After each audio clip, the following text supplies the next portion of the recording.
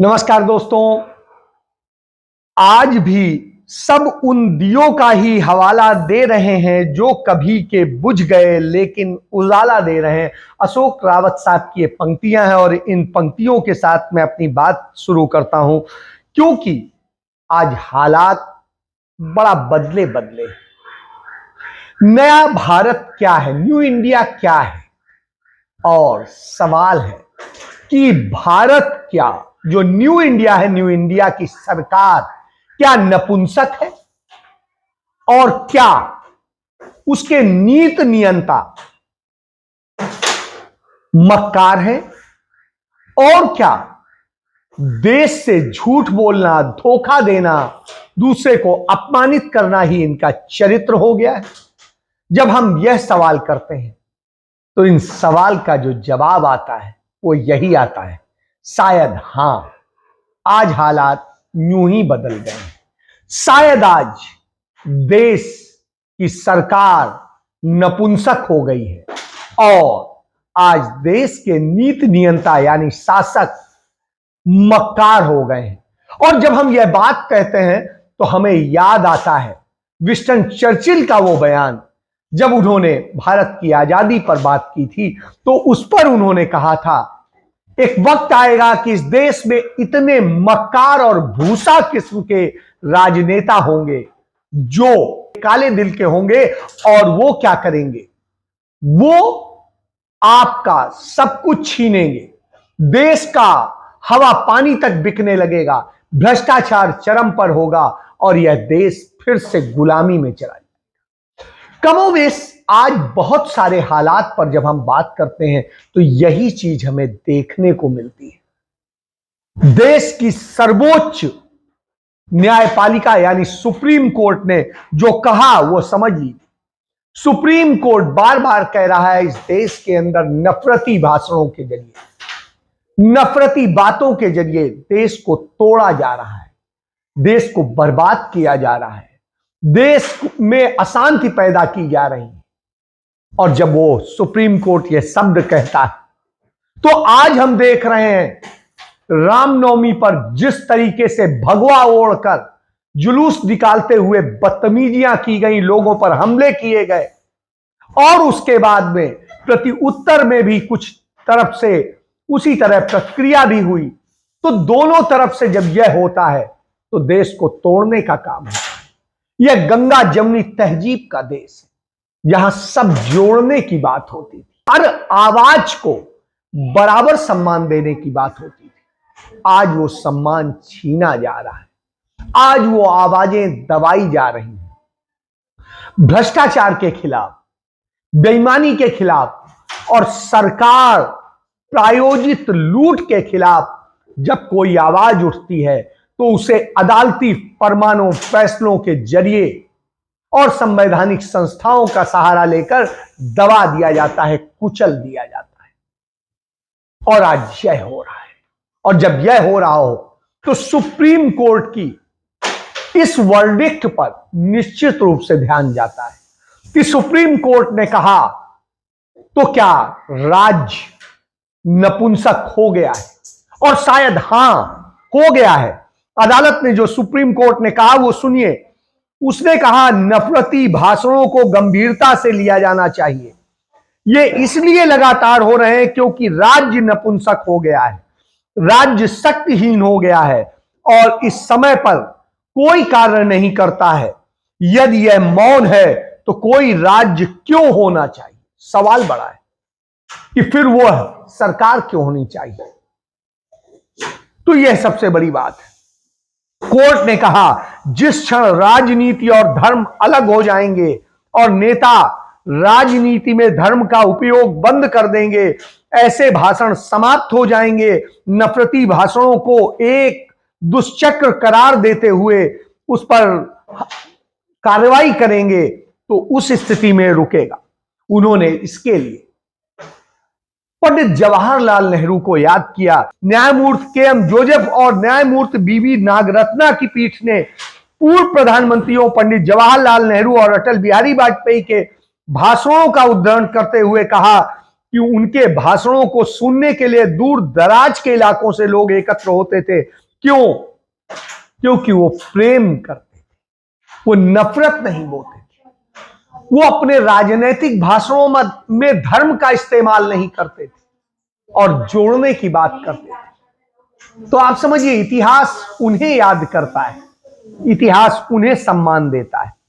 बाकी होते हैं शासक, सब होते हैं, शासन कर लेते हैं, लेकिन किसी को किसी तरीके से लांछित किया जाता है, किसी को किसी तरीके से। आज वही स्थिति। तो जब वो ये कहते हैं तो समझने का विषय होता है, हिंदुस्तान को आप क्या बना रहे हैं, आपने बनाया क्या है। प्रधानमंत्री कहते हैं, यानी प्रधानमंत्री जैसे पद पर बैठा हुआ व्यक्ति यदि बताए कि नाली के गैस से किस तरीके से चाय बनाई जा रही थी या बना रहा था कोई ठेले वाला, खोमचे वाला, तो आप शर्म आती है कि किस तरीके की बात कहता है। किसी छोटे से नगर में नाले के पास कोई चाय का ठेला लेकर के खड़ा रहता था और चाय बना करके बेचता था। अब कोई चाय बनाने की बात आती है तो मेरा ध्यान जरा जल्दी जाता है।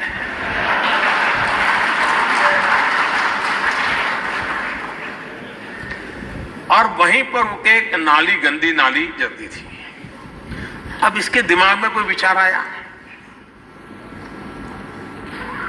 उसने उस नाली में, स्वाभाविक ये गंदी नाली होती, वहां गैस भी निकलता है तो कभी दुर्गंध आती थी, उसने एक छोटी सी बर्तन को उल्टा करके उसमें छेद करके एक पाइप डाल दी और जो गटर से गैस निकलता था वो पाइपलाइन से उसके अपने चाय के ठेले में ले लिया और वो चाय बनाने के लिए उसी गैस का उपयोग कर करके चाय बनाता था। सिंपल सी टेक्नोलॉजी, यानी कैसे उपयोग होता है, वैसे चाय वालों का काम ये ज्यादा रहता है। आज तक मतलब इतना यदि अज्ञानी या कहेंगे जानबूझकर मूर्खतापूर्ण बातें करने वाला प्रधानमंत्री होगा तो उस देश की छवि मूर्ख की बनेगी। इस बात को समझने की जरूरत है, और इस बात को कौन समझेगा। इससे देश का मान नहीं बढ़ता, अपमान होता है। किस तरीके से नारी शब्द को अपमानित किया है प्रधानमंत्री नरेंद्र मोदी ने, वह भी शब्द आता है। वो लगातार अपमानित करते रहे, चाहे संसद में हो, चाहे संसद के बाहर हो, चुनावी भाषणों में हो या कहीं पर भी हो। आप इससे समझ सकते हैं, इन सारे हालात को समझने की जरूरत है। और इसके बाद आज देश को कर्ज में डूबो दिया है, देश पर अथाह कर्ज लाद दिया गया है। जो 54 लाख करोड़ का कर्जदार होता था 2014 में देश, वो आज 160 लाख करोड़ का कर्जदार हो गया है 9 सालों में। यह स्थिति पैदा कर दी है। और इसके साथ देश में निर्यात बढ़ाने की जब बात करता है हमारा वाणिज्य मंत्री, तो भूल जाता है कि इस देश का व्यापार घाटा उन्हीं के समय में ऐतिहासिक रूप से सबसे ऊपर चला गया है। और आज भारत का व्यापार घाटा ऐतिहासिक रूप से बढ़ा है। सिर्फ चीन से हम 101 अरब डॉलर के व्यापार घाटे पर खड़े हैं। तो आप इससे समझ सकते हैं कि भारत की स्थिति क्या है। तब आप जब इस तरह की बातें करते हैं तो लगता है कि आपको कुछ पता ही।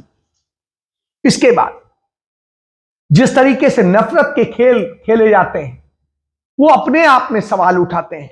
आपने कहा आप स्मार्ट सिटी बनाएंगे, और स्मार्ट सिटी का हुआ क्या? स्मार्ट सिटी के नाम पर खेल हुआ, और उस खेल को आपको समझने की जरूरत है। तो यह स्थिति है। आज कोर्ट कहती है कि प्रधानमंत्री की डिग्री दिखाने की जरूरत नहीं। क्यों नहीं है? आखिर प्रधानमंत्री डरता क्यों है? शायद इसलिए क्योंकि जो विपक्षी कह रहे हैं वो सही ही कह रहे हैं। तो यह स्थिति है। राजस्थान सरकार ने राइट टू हेल्थ किया है, उस तरीके से पूरे देश में करने की जरूरत है। पूरे देश को राइट टू हेल्थ की जरूरत है।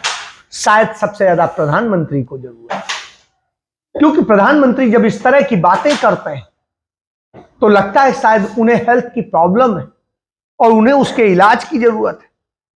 क्योंकि वो पहले रोज कहा करते थे कि मेक इन इंडिया के नाम पे, हमारे यहां कहते हैं अप्रैल फूल के नाम पे कहते हैं मूर्ख बनाया जाता है, तो अब वो उन्होंने कितने बार बनाया है इसकी अनगिनत है, लेकिन चंद उदाहरण के तौर पे मेक इन इंडिया कहते थे, उस पर मूर्ख बना दिया। स्मार्ट सिटीज कहते थे, उस पर मूर्ख बना दिया। स्टार्टअप इंडिया कहते थे, उस पर मूर्ख बना दिया।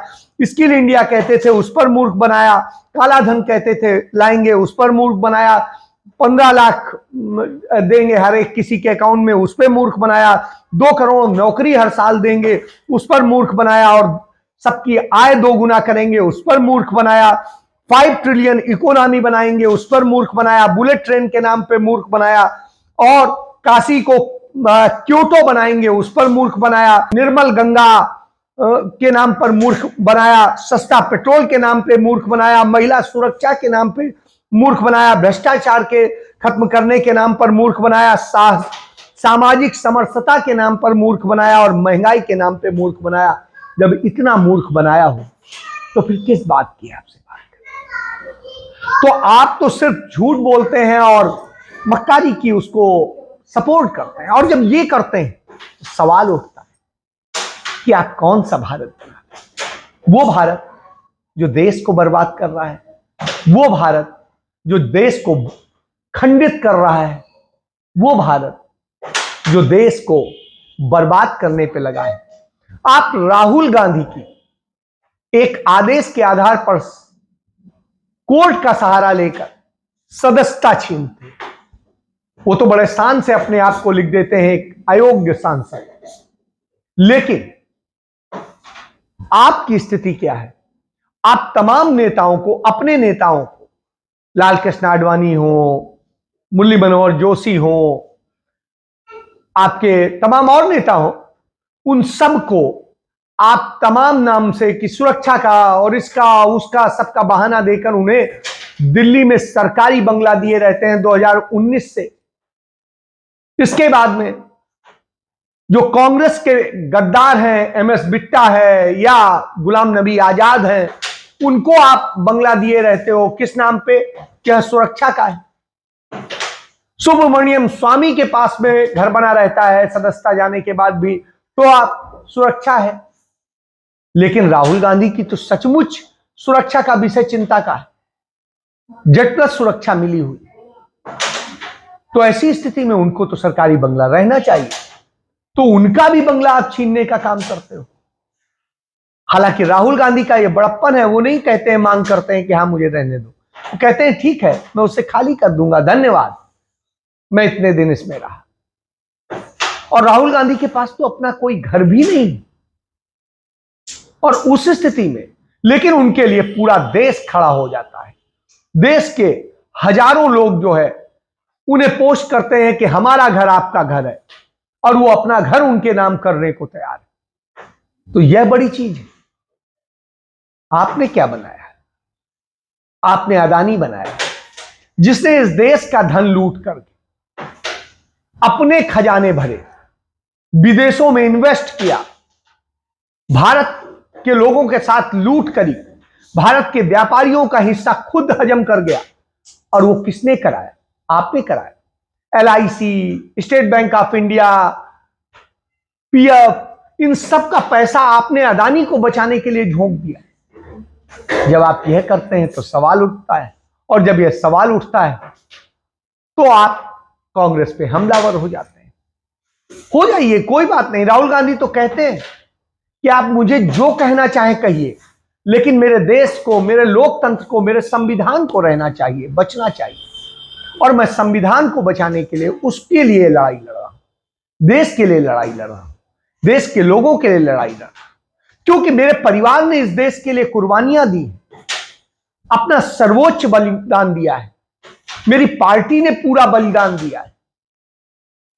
तो मैं तो उस संस्कारों से आता हूं जो बलिदान देना जानती है, जो दान करना जानती है, जो देश बनाना जानती है, जो देश की आजादी करना जानती है, उसके लिए लड़ना जानती है। तो मैं लड़ रहा हूं और लड़ता रहूंगा जब तक लोगों को इंसाफ नहीं मिल जाता, इस देश के लोगों को उनका हक नहीं मिल जाता।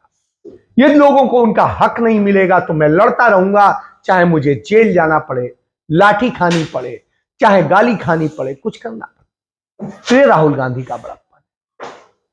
लेकिन आप उसको नहीं समझ पाएंगे क्योंकि आपके पास वो समझ नहीं। आपने देश की बर्बादी की इबारत लिखी है। आपने एक लुटा कर देश का धन, जब देश को जरूरत था धन की, उसको लुटा कर एक नई संसद तैयार की है जिससे आपकी तस्वीर लग जाए। अपनी तस्वीर लगवाने के लिए आपने सारा काम किया है। अपने नाम पर स्टेडियम बनवा लेते हैं। तो इस तरह के आप व्यक्तित्व, और जब इस तरह की स्थिति हो तो आप समझिए, चाहे नोटबंदी हो, जीएसटी हो, इन सब के नाम पे लूट कर धन किसका? आपका खजाना भरा, लेकिन उससे देश को कुछ नहीं मिला। वो पैसा चंद पूंजीपतियों की जेब में चला गया। यह हम नहीं कह रहे, ये आपकी वित्त मंत्री कहती है कि कितना रुपया बट्टे खाते में डाल दिया गया। इसलिए मैं आपसे आग्रह करता हूं, सच को जानिए, पहचानिए, क्योंकि सच ही है जो आपको बचाएगा, अन्यथा सब कुछ बर्बाद होना तय है। जय हिंद, जय भारत, वंदे मातरम।